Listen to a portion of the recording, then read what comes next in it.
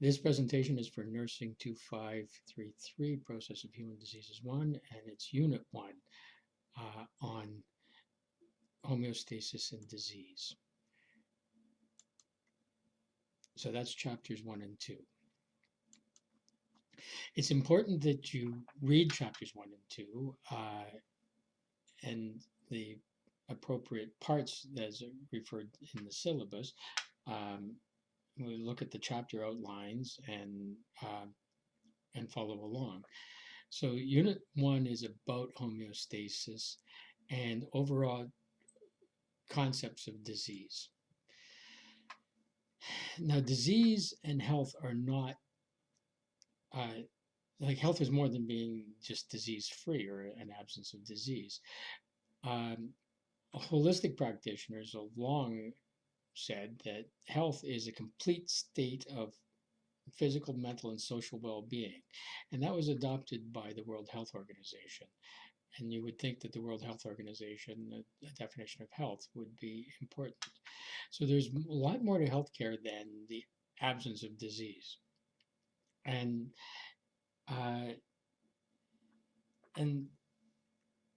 every individual has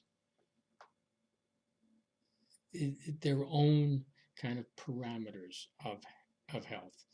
Some people are generally healthier than others. There are a lot of factors that impact health or the functioning of the body. You could probably list a dozen of them on your own, but some of the important ones are things like age. Now, age plays an important factor at kind of the beginning of life and the end of life. There are special health considerations in the very young. A lot of pathogens are novel, immune systems aren't fully developed, a lot of systems aren't fully developed, and so there are special health considerations for the very young, and there are very special health considerations for the old as well. As elderly people try and cope with the world, systems are not necessarily as robust.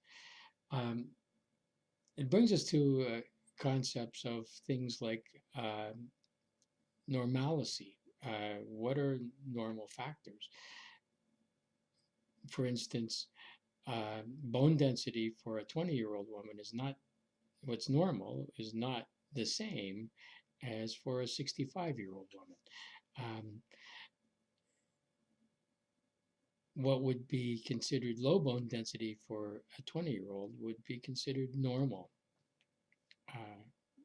for a 65-year-old or 70-year-old. Gender is another factor. Men and women have different physiologies, and there are a lot of things that affect men and women differently.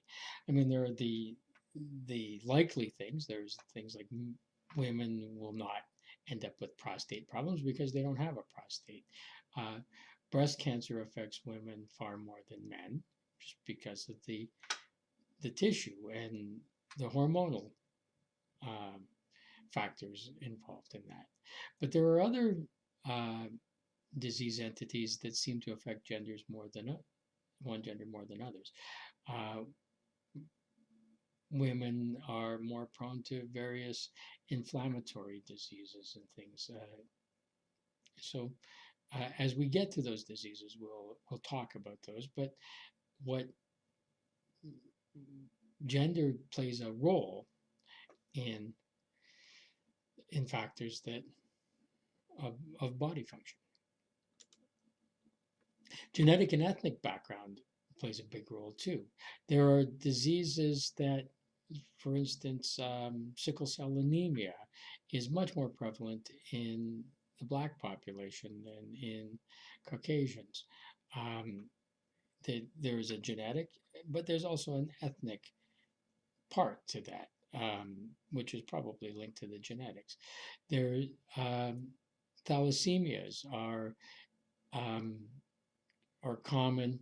It's a blood disorder common in people of Mediterranean origin. So these things uh, have a lot to do with how the body copes. Your genetic makeup will predispose you to certain things.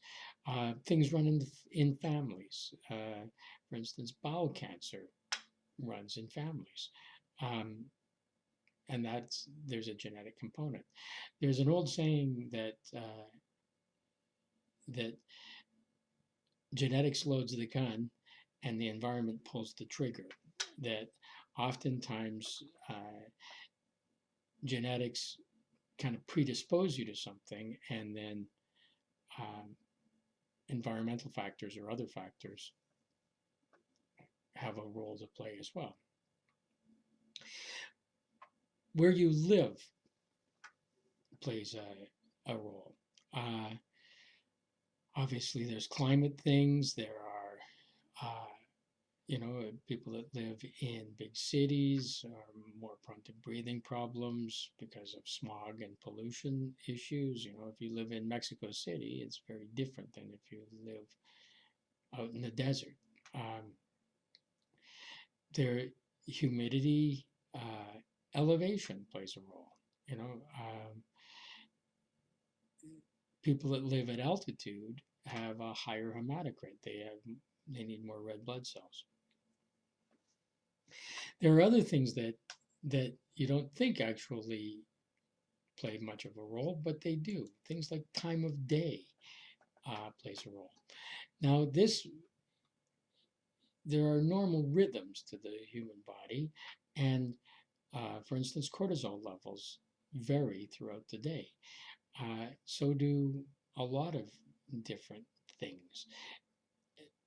The time of day that the tests are done are therefore going to affect the tests.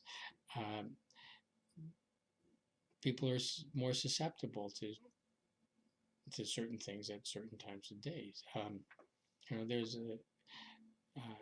There's something called sundowning, just that in the evening, oftentimes people that do well all day have a turn for the worse at about the time the sun goes down. It's got to do with diurnal rhythms. Now,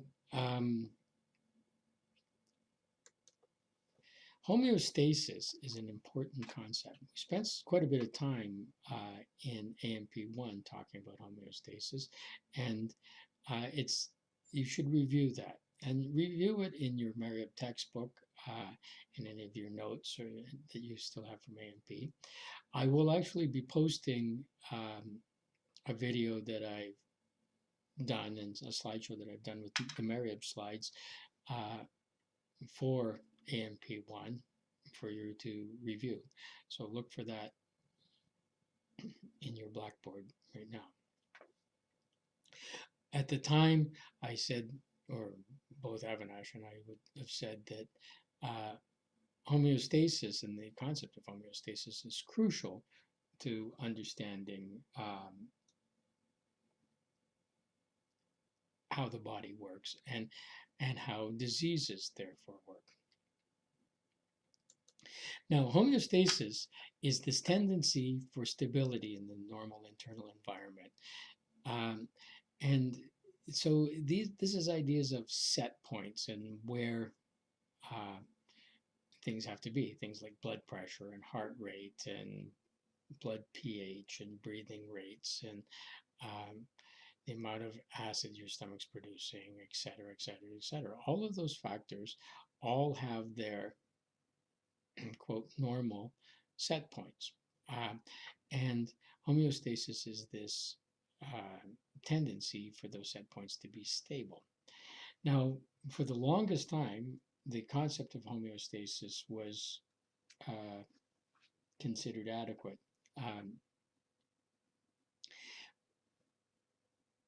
But again, it seems that the concept that there is a set point that your body is always trying to achieve isn't necessarily true. When the body is under stress, especially physical stress, the body has to compensate for that.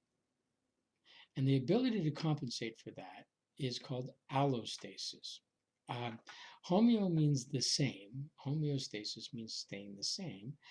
Allostasis, allo means variable. So it's variably the same. So, for instance, if you're exercising, you want your cardiac output to go up. The stress of the exercise puts a bigger demand on the oxygen carrying of the blood, and it puts a bigger demand on the the blood being delivered to those tissues. The heart increasing its work, increasing cardiac output, is an allostatic process. It's a process of allostasis. Um, Similarly, things like the flight or fight reflex or response, the whole sympathetic response, would be allostasis. It's a variation of homeostasis in order to optimize the functioning and oppose the stress. Blood pressure goes up, heart output increases, the pupils dilate, and you have more peripheral vision, you sweat. Things like that are all designed to help with the stress. Now, stresses and the idea of allostasis are really important, and they're really necessary for short-term protection of the organism. If the stresses are prolonged, then this allostasis starts to create a stress of its own, and we call this the allostatic load. And this is just basically wear and tear on the body from utilizing these compensatory mechanisms. So things like if your cardiac output is constantly being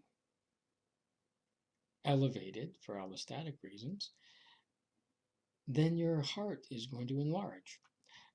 There's going to be compensation, and the organ will change. Your blood pressure will kind of reach a new set point. Things like that, and so the load is kind of the cost to the body of this allostasis. Now,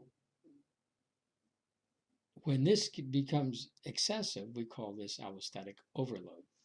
And what starts to happen here is that the allostatic mechanisms stop working as efficiently, or they can't compensate enough. And this is where we start to get disease and we start to get symptoms. There's a very large proportion of scientists that think that a lot of disease entities are due to allostatic overload. Now, when we get this allostatic overload, it's systemic. It's more than just in one system. It affects the entire body. So we'll see things typically in systemic ways, so that the nervous system, you'll get fatigue, loss of motivation, anxiety, those sorts of things, at the same time as you get disturbances of heart and rhythm and blood pressure. GI systems don't function as well. Genitourinary, so it can be things like sexual dysfunction, urinary dysfunctions, things like that. Musculoskeletal, things like tension headaches, um, contractions. Stress and allostatic overload can lead to endocrine problems. Probably the most important one is diabetes. There's immune cost to this, respiratory cost, uh, and integumentary system costs. Now, we're going to be looking at all of these things in this course and in other courses. We're going to be looking at a lot of these disease entities in and of themselves. Now,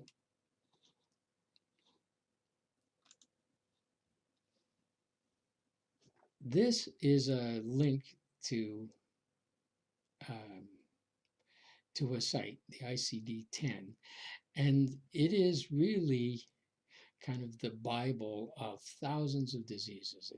It um, it gives you information about the classification of diseases. ICD stands for International Classification of Disease. It's health problems. There's been a number of revisions. The latest one was in 2015. This link will take you there. It's probably interesting to go and browse it. Let me just see if I can bring it up here. There.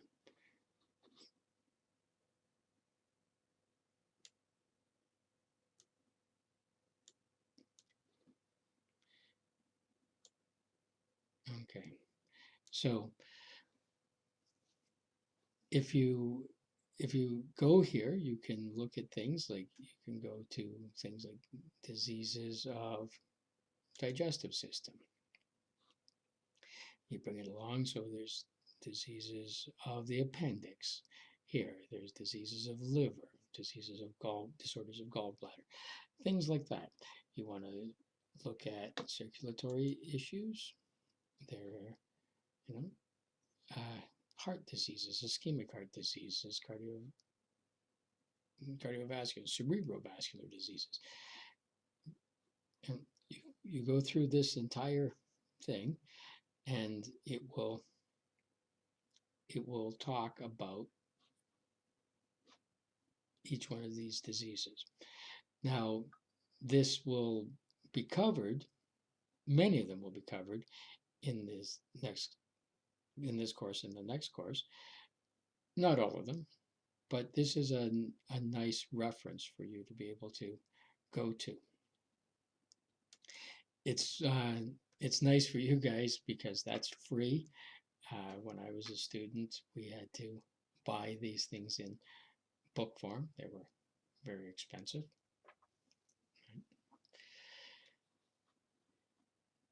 So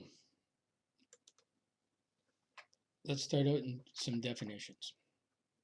The name of the course is Pathophysiology, and pathophysiology really is the study of abnormal physiological processes that are associated with disease or injury. So it's really, how does the body respond to changes?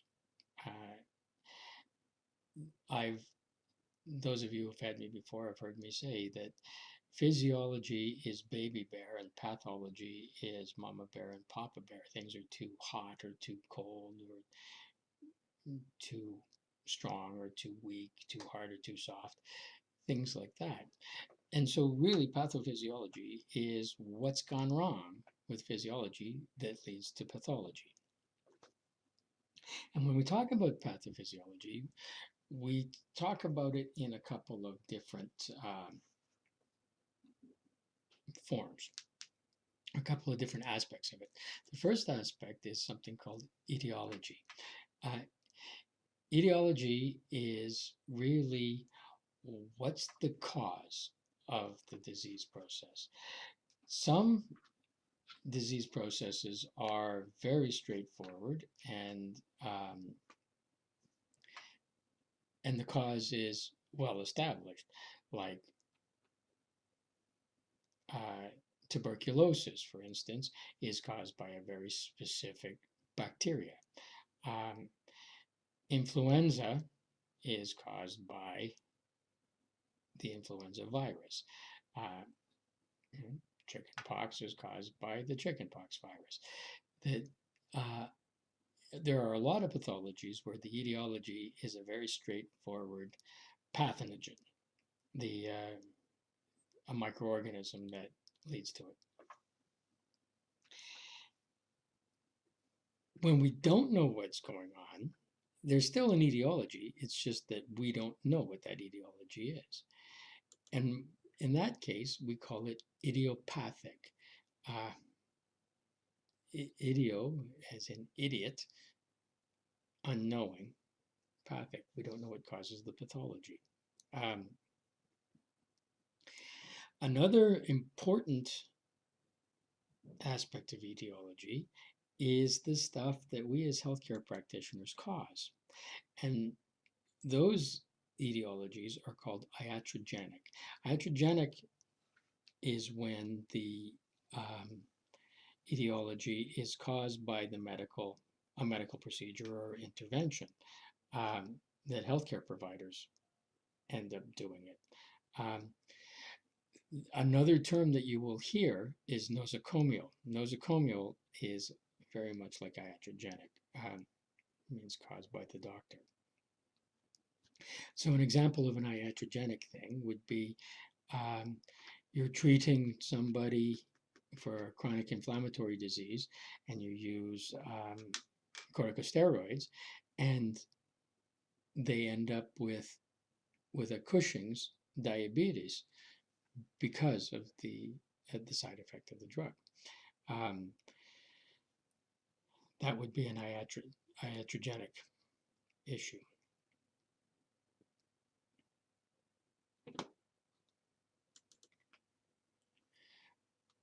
Part 2 of the framework of pathophysiology is something called pathogenesis. Now, pathogenesis is the development of a disease from the initial stimulus to the ultimate expression of the disease. Pathogenesis is really what takes the etiology, the trigger, and brings it to the full-blown disease. So it's the disruption of the normal cell functioning, and those disruptions at the cellular level change how the organ functions, and then when there's a change in how the organ functions, it changes how the system functions, and when the organ system is malfunctioning, then that changes how the organism is. And so really pathogenesis is got more to do with the physiology and what's going wrong. This is where we actually talk about the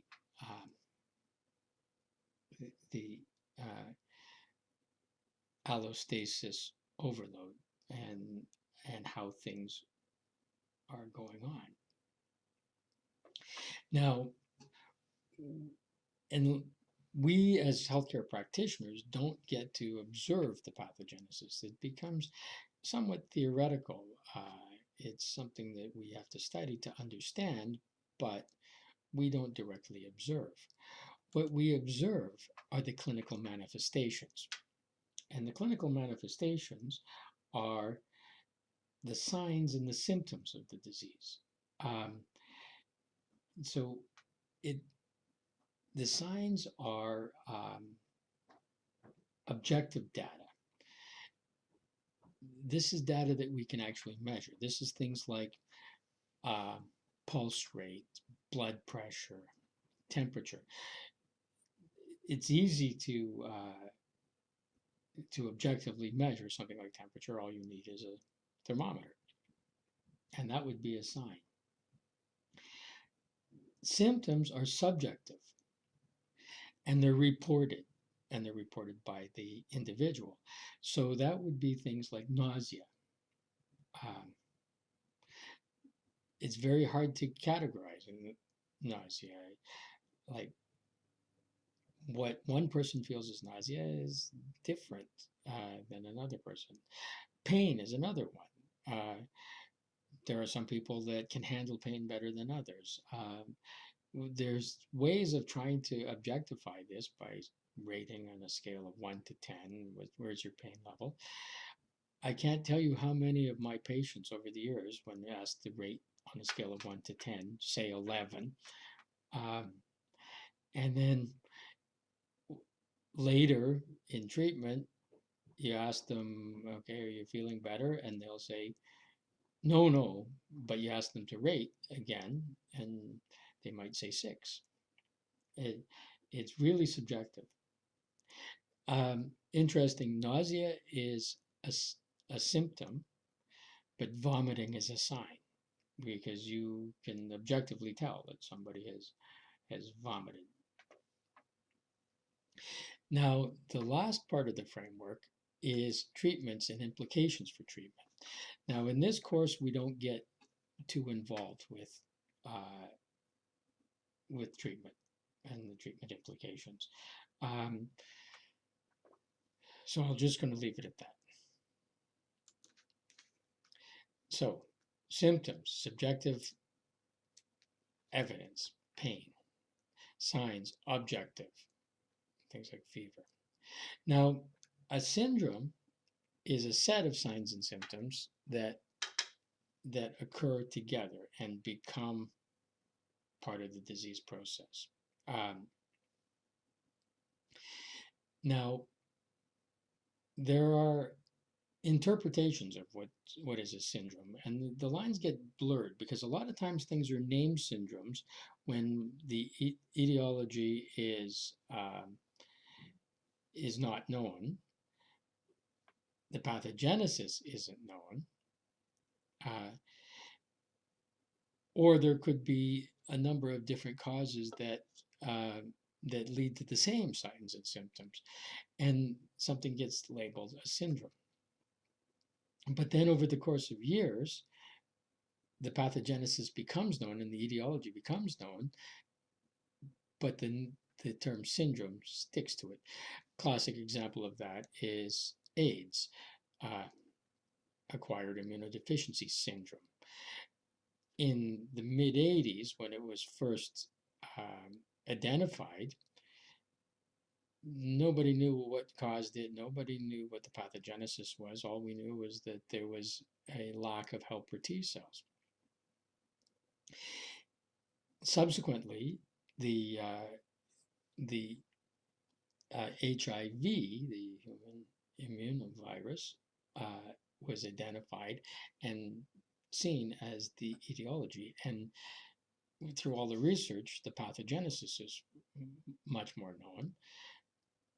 But the term AIDS has stuck, and so it is still a syndrome as opposed to a disease.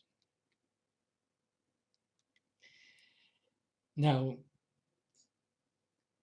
diseases follow courses. And here's a couple of definitions in the course of a disease. So incubation is the time from when you're exposed to the etiological agent,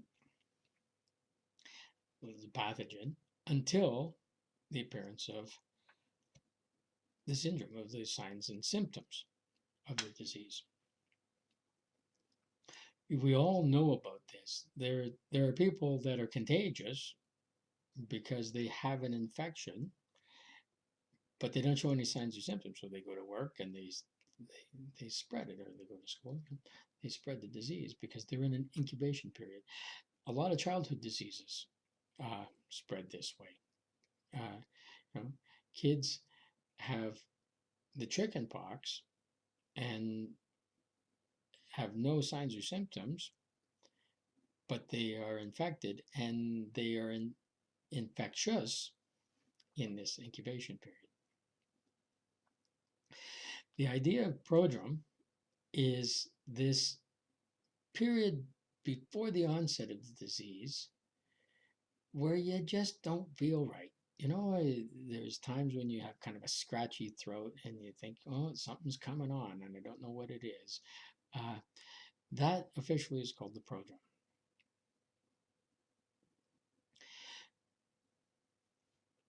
When the disease comes on, at first it's acute.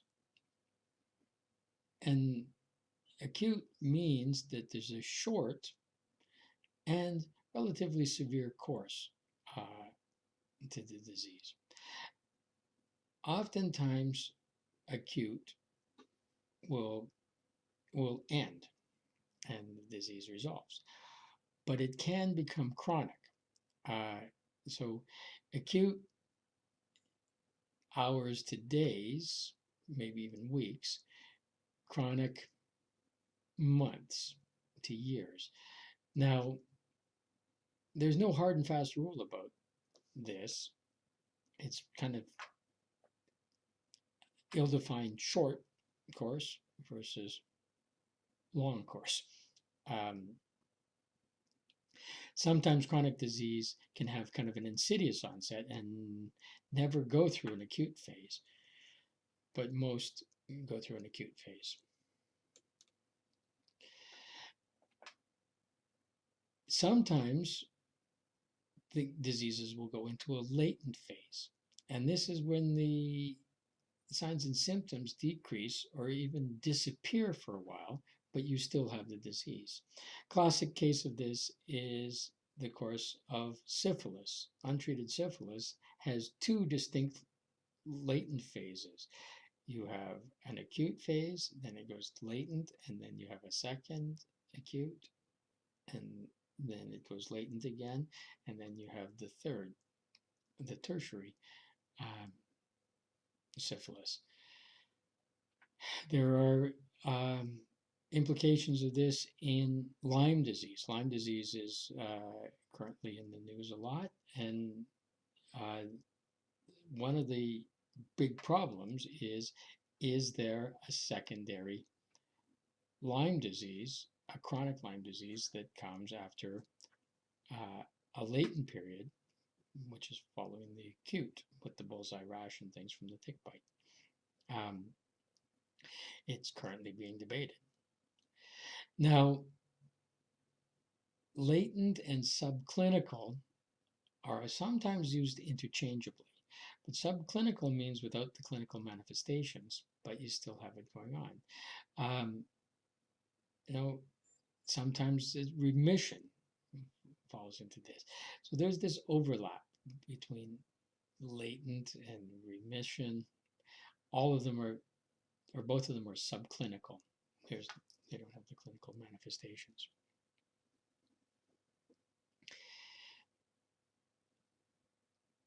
Included is a PDF document that that has a bunch of required definitions.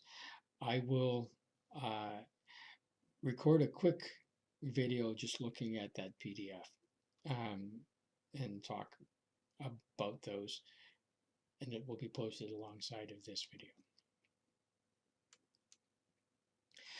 So reviewing the definitions is an important thing. Read and pay attention to the differences between the ideas of homeostasis and allostasis, and look at the allostatic overload as a fundamental cause of disease. Now, the chapter does a fair amount on stress. Chapter 2 does a fair amount on stress. Now, we cover stress a little later. In a couple of weeks, there will be some slides on the general adaptation syndrome and the stages of that, Seeley's work on stress and how it relates to disease. So we'll look for that in a couple of weeks. Next class, or next lesson that will be recorded, will actually be on Unit 2 and the cell.